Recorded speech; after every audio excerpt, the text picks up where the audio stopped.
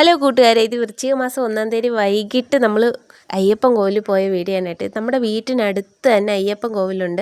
പിന്നെ നമ്മുടെ വീട്ടിനടുത്ത് തന്നെ ഇതുപോലെ വൃശ്ചിക മാസം തുടങ്ങിക്കഴിഞ്ഞാൽ ഇവിടെ അയ്യപ്പൻ്റെ 18 പടിയൊക്കെ വെച്ചിട്ട് നമുക്ക് പൂജ ഇതുപോലെ എല്ലാ പേരും വന്ന് എല്ലാ ദിവസവും അർച്ചന ചെയ്യുകയും നമ്മുടെ അവിടെ അയ്യപ്പൻ എങ്ങനെയാണോ കാണുന്നത് അതുപോലെ ഇവിടെ പൂജ ചെയ്യുകയും ഒക്കെ ചെയ്യും കേട്ടോ. ഇവിടെ എല്ലാ പേരും അതിന് നല്ല ഒത്തൊരുമയോടെ എല്ലാ പേരും നല്ല സഹകരണത്തോടെ നിൽക്കുന്ന ഒരേ ഒരു കാര്യമാണ് ഇതെല്ലാവർക്കും ഭയങ്കര ഇഷ്ടമാണ്.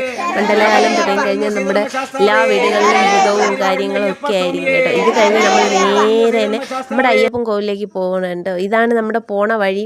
ഫുള്ള് തോടും പാടവും ഒക്കെ അതൊക്കെ കണ്ട് നല്ല അടിപൊളിയാണ് കേട്ടോ. തോടൊക്കെ കഴിഞ്ഞ് വേണം നേരെ പോകാൻ. ഇത് നമ്മുടെ ശാസ്താംകോവിലിലെ കുളമാണ് കേട്ടോ. ഇത് കഴിഞ്ഞ് നേരെ അങ്ങ് പോകണം. ഇവിടെ ഫുള്ള് പുർത്തിച്ചക്ക ഉണ്ടല്ലോ, അതായത് പൈനാപ്പിൾ കൃഷിയാണ് കേട്ടോ. ഇവിടെ പൈനാപ്പിൾ കിട്ടും.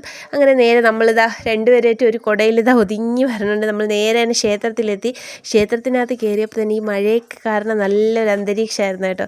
നേരെ ഇങ്ങനെ ഊറ്റ് വരുന്നുണ്ട്. ഊറ്റിൽ കളിക്കുകയായിരുന്നു കേട്ടോ. ഊറ്റെന്നാണ് ഇവിടെ പറയുന്നത്. അതായത് ഈ മഴ വരുമ്പോൾ വെള്ളം അടിയിൽ നിന്ന് ഇങ്ങനെ വരുന്നത്. നമ്മളിവിടെ ഊറ്റെന്നാണ് പറയുന്നത്. ഇതിൽ കളിക്കുകയായിരുന്നു കേട്ടോ രണ്ടുപേരും.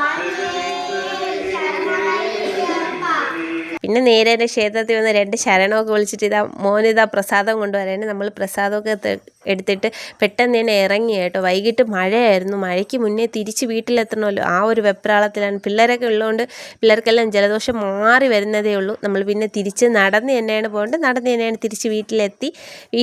പിന്നെ ഇത്രയേ ഉള്ളൂ. ഇന്നത്തേക്ക് ഇത്രയേ ഉള്ളൂ. നാളെ കാണാം. പറ്റാ.